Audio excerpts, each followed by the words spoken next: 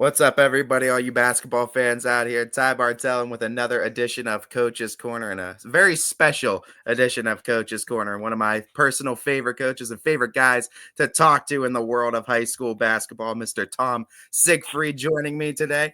Coach, how we doing, man? I mean, this has been an incredible run you guys have been on. Yeah, it's been a lot of fun.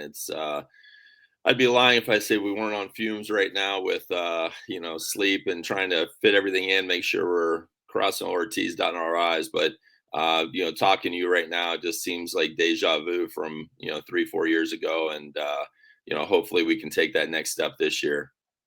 I've told you this before. I love what you've been able to do with this program. And I've seen the vision though just the last few years, but I know this has been going on for even years before that too. Yeah. Just talk to me about what it's like just to see this program continuing to grow, taking that next step. I mean, you guys had that trip out to Cali this year. Talk about the ebbs and flows of this season and what it means to as this season leaves a stamp on Louisville Leopard history too, and you guys continue to try to take that next step. Yeah, it's been a process. There's no question, and we went through those early years of trying to build up our program to a point of continuous success. We got to that point. I think we're right now on 13, 14 straight winning seasons. And then we decided, obviously the last few that we're going to play elite competition, not just in Ohio. And then that transformed into a trip to California this year to play in a national event, which was just an amazing experience out there playing teams that had 2, 3 high level D1 guys on each team. We also wanted to get on the road a little bit and prepare ourselves for the tournament. So we, obviously we're in California. We played in Flying to the Hoop, where we had overtime win against Kettering Alter. We played at John Carroll. We played at Capitol. I think all in all, we played like 6 state champions from the year before. We beat all 4 Ohio State champions in one calendar year, and had notable wins at home against Richmond Heights, St. Ed, St. V, St. Ignatius. The list goes on. I think we're at, I don't know, 16 out of 17 or 17 out of 18 here, coming down the stretch. But obviously, it all comes down to Bishop Hartley on Saturday. You talked about the elite competition that you guys faced and the way this season started too. You guys are 21-5, but you guys started 5-4 because of some of that elite competition you Yep. faced primarily out in California. What was that kind of like navigating the team through waters that they weren't used to experience? Because this is a team that, before they had 4 losses, they had pretty much 16 wins or something on the other side. So how is that like just navigating through some rough waters and being able to do what you guys did, like you said, beating all state champions from last year in the state Yeah. of Ohio? Yeah, it's one of those things I tell people all the time. Everybody says let's play good competition, and that we have to understand who we're playing. But then when it actually slaps you in the face, as you just stated there, which is true. Okay, yeah, we did say this and we did do this, but then on the other end of things, you're going to lose a couple games. And when I go to my parent meetings, it's probably very odd for parents to hear me say this, but I schedule to lose. And that's the only way that really you can get the end result that you want, which games like we just pulled out on the regional semis, I attribute that to games that we played during the year. The Kettering Alter game where we had to make a buzzer beater to get to overtime and then win in overtime. That's the type of game that we just played in the regional semis. So I think those types of things really help you. And then also, we're traveling, we're in the regional in Columbus, so we had to go down Monday night, spend the night. We got to know how to, handle that, different sleep patterns, eating patterns. And we've already been through that. I think, right now we're up to like 11 or 12 overnighters that we've had this year. So our kids are used to it. When we leave Friday after practice and, we'll go down and spend the night in Columbus, we'll be used to it. And I don't have to worry about that part. We can just worry about the basketball part. You talked about this last game too, and I mean an overtime thriller. You guys have been battle tested all season with the competition. You said you were running on fumes, man. Just take me through your heart. How was that going for you throughout the game too? And how just talk about your boys just rising to the occasion once again. Yeah, it was surreal. They're a very good ball club. Columbus DeSales, I think they're the only team that's beat Reynoldsburg this year, which is a loaded D1 team. Very well coached. They got one of the best players in the state, and PJ Knowles. So we knew going in it was going to be one of those types of games, very very similar to us as far as how they play. They have a lot of sets. They really really make you defend, and you're not just going to accidentally win. So it was a battle, and we held the lead the whole game, but they just kept coming at us. We had a little bit of foul trouble with Bo in the third quarter, so we had to take him out for a while. Our other guys did a great job picking up the slack, and then once we got everybody on the same page in the fourth, we were able to put it away. But just our fans, the amount. I mean, we were probably 2/3 to 1/3 Louisville and Columbus, and DeSales, I don't know, probably 15 minutes down the road. But we were dominating that Taft Coliseum with our fans and our six man, and I don't expect anything other than that on Saturday as well. I love the support you get, that Louisville community. If you haven't been out there, folks, I mean, you need to see it. This community supports their team like no other. Your son, too, is one that I have to talk about because aside from being one of the most cleanest sharpshooters I've ever seen, too, from distance, he is, and I've seen a lot of good point guards, a lot of good passing point guards. He's definitely in that realm of one of the top in the entire state. When we talk about the love he has for the game, and I know that it's always been a dream for you to get this program to new heights and get it to where it's never seen before. And what was that like when he started getting in the program and your dreams kind of became his dreams and you guys were pushing towards the same goal on the same team? How was that? And how has that been for you? Yeah, it's been surreal. I mean, you have this vision of what it would look like ideally, and you just never know if it's really attainable. There's obviously, all kinds of things that can get in your way with that, whether it's hard matchups or injuries or, whatever. Um, but to see him rise up and take it to another level, it's very rewarding because as a freshman, obviously, he was a quasi starter, six man, and he got there, and I just don't think you fully recognize how special it is when you do it in your first year, and then you get back, as the leader, the floor general of the team, and to make two appearances to the Elite Eight in 4 years. Hopefully, these seniors understand how special that is. And more than anything with Bo, he's just a great teammate, a great leader. He's always tried to do what's right for the team, and that's where you see these large assist totals because he's going to make the right pass. The other night was a great example of it. Started red hot. I think he had 10 points in like the first quarter, and then the rest of the game, I think he took maybe one or two shots because he realized at that point it was time to get other people involved, and he did that. And then Braden and Tate and Ashton and those guys, Devin Bailey, big shot. Those guys stepped up and got the job done. So the overall connectiveness that this group of seniors has, led by Bo at the point guard position, is tremendous. And I view them all as my own sons. I've known them all since, third, fourth grade. And it's just really special to be sharing these great moments with such great kids.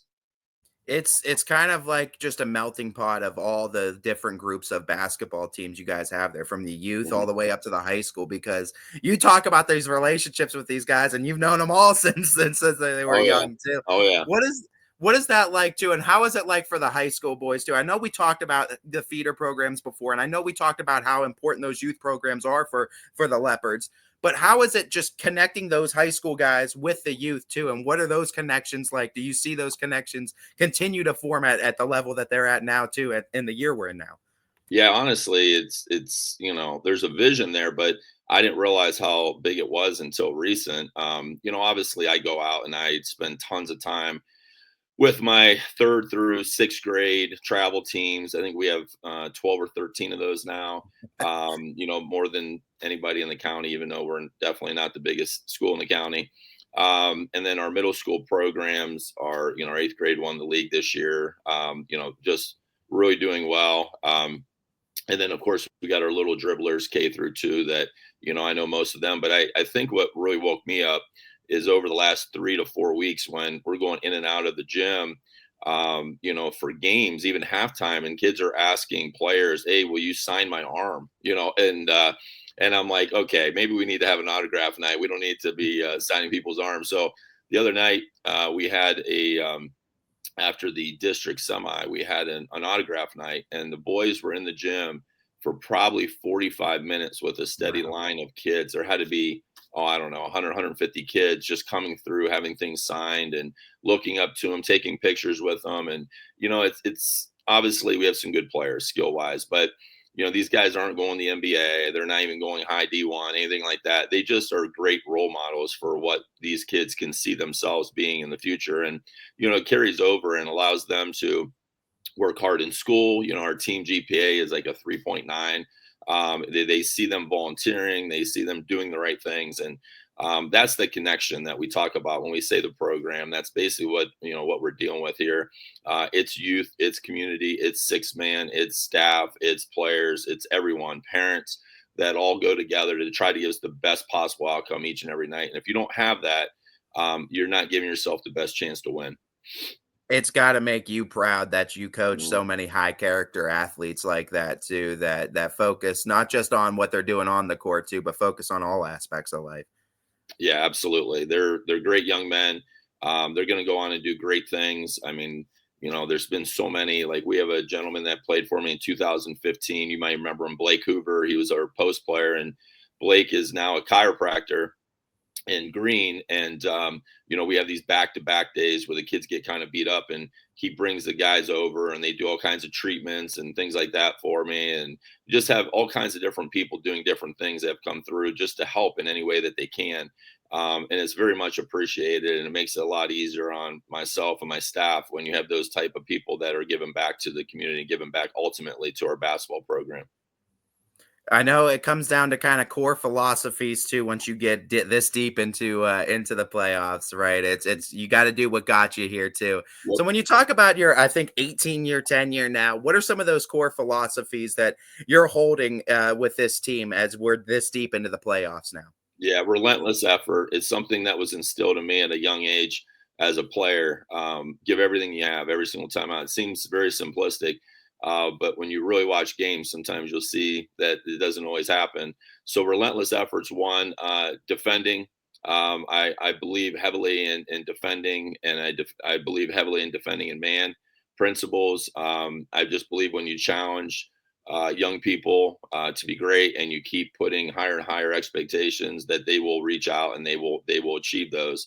Um, and then just the overall connectiveness of trust to your teammates. We talk a lot in this program about trusting the people that are on the floor with you, and making sure that if they're open, you make that extra pass. And we believe heavily in great pass over good shot. And the other night was a good example. I don't think Devin Bailey took one shot before overtime, and he bangs a three at the beginning of overtime and just stepped into and act like he had taken 10 during the game. And that's the type of thing that we have. You had a guy that had probably 20 points at the point, Braden Gross, who took probably a decent shot down in the post he could have taken, and kicked it out for a wide open three to a guy that had it shot. And that's trust, and that's what good teammates do. And it's just a credit to those young men that they buy into that. I know you talked about community support, and I have to talk about just the home games this season too. With Yeah. some, I mean, you guys do it up. It's like a college or NBA arena. You said they might Yeah. not be going with the NBA, but you brought the NBA to Louisville, man. Let's talk about just what you guys have there, because I mean, for a lot of other teams, the St. Eds, the St. Ignatiuses, the Akron Hmm. St. V's of the world. Those are intimidating teams to play for a lot of opponents. I feel like Hmm. you guys are bringing them in, and what you guys are doing with all the spectacle and everything, I think it's intimidating them. What's that like to just build this team to a powerhouse too, and be able to continue to give back to the kids with these kind of NBA, these college level experiences too, with the media and the spectacle? Yeah, I just want them leaving with the best possible experience, no matter what it is. If it's, pregame announcements, if it's, team meals, if it's autograph night, if it's who you're playing and who you're playing against, Um, and obviously our pre-games are they've kept escalating. There's no question. We have two smoke machines. We have a video board that I believe is like, I don't know, second in the country supposedly, size wise. It's pretty insane. We had a lot of people step up and help with that. We had a videographer in Steven Spencer that's just absolutely tremendous. If you look at some of the things I share out there from him, he does it unbelievable, just capturing all these moments.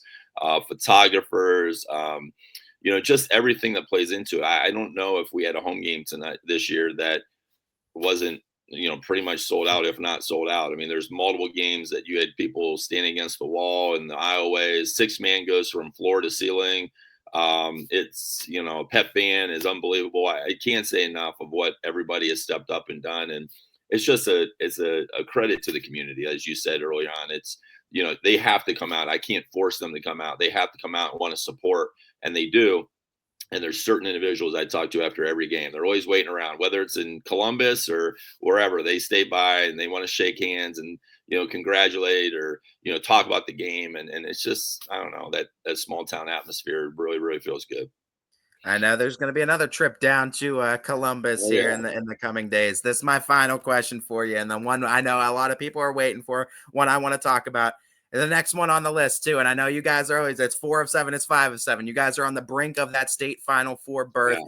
but you can't overlook this next opponent, Bishop Hartley. Talk to me about just preparing for this one. I know you were crossing T's, dotting I's, making sure everything was accounted for on that. Without giving away too much information, what are you expecting from your team? What do you need from your team to get that state Final Four berth? Yeah, they're a very good ball club, but when people ask me, I'm like, "You're in the Elite Eight. I doubt we're going to be playing any slouches." So, the Elite Eight came out. It's very similar to what I thought it would be when we started. Some really good teams, and Bishop Hartley's right there with them. They're playing their best basketball. They're led by two brothers that are both going to be D2 D1 type guys. That are very, very sensational players. They're very, very athletic. They play the right way. They share the ball. They defend. It's going to be a battle. There's no question about it. And, we're just going to have to try to control the pace and use our inside game against them in out. And I think, our guards are going to be really important to handle the press. And, it's one of those games that you work a long time for, because these are the games that you always remember. And, I go back to that run we had a few years ago and the overtime win against Glenville, this overtime win against DeSales. These guys have been through a lot of big games. So, my money's on the Leopards. If it's close down the stretch, I think that these guys have been there, seen that, done that, and they'll find a way to get it done and get us to that Final Four. Well, my money, my Skittles, I guess you could say, are on the Leopards as well, my man, too, Yeah. because I love what you're doing with the program. I'm so excited for this upcoming Saturday, if I'm not mistaken. What is it, 1 Yep. p.m. tip-off? You guys 1 have a p.m. little Yep. earlier tip-off. I'm excited for you guys, too. We're all rooting for you here at YSN, and I'm so excited just to see that program hopefully take that next step into a state Final Four berth. Yeah, I appreciate you, and I also appreciate YSN. They've been there through the whole run with us, and you'll be able to listen to Rob Johnson call the game with Mac Aljancic on YSN 1 o'clock on Saturday. If you can't get down to Columbus, they definitely do a great job, and very, very thankful for all of our fans and some of my relatives who can't always make it. They appreciate YSN in a big way, and what you've brought to high school athletics has been tremendous. Well, we appreciate you, Coach. We have all the love, same for you guys. And hey, Rob, let's get some bangs going on Saturday at 1 p.m. We need a couple of Yeah, them on the yeah, Leopards he side. likes the bang. He likes the bang. Yeah, We yeah. we love you guys too. Good luck on Saturday, Coach. We're all rooting for you back here at home.